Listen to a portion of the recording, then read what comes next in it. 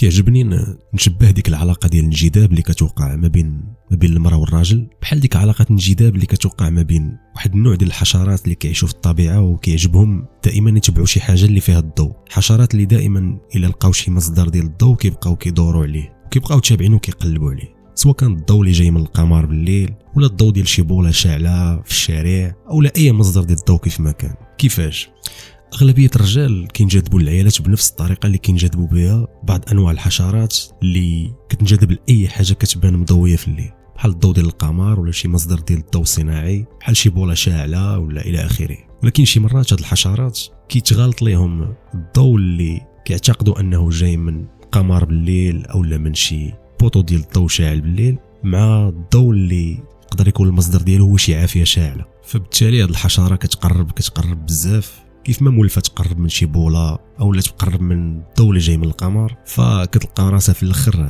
طاحت في العافيه وتحرقات.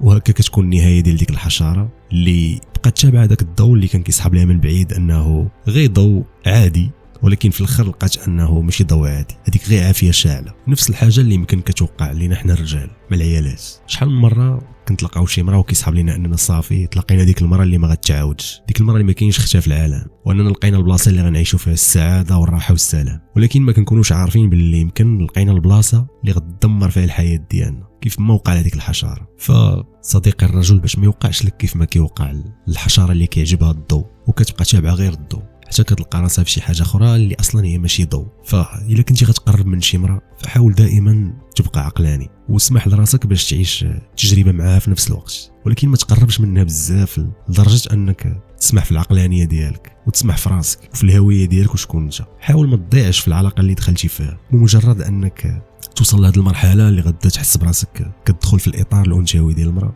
وتقدر تولي خاضع للاختبارات ديالها اللي اكيد ما عمرك غتنجح فيهم، وغتبقى غير كتحاول ترضيها وبشويه بشويه غتفقد الاحترام ديالها، ومن بعد غدا تسوسك من اول فرصه غتجي قدامها. هادشي علاش ما ديرش كيف ما كدير الحشره اللي كتبقى تتبع الضوء وكتقرب منه بزاف حتى كيحرقها.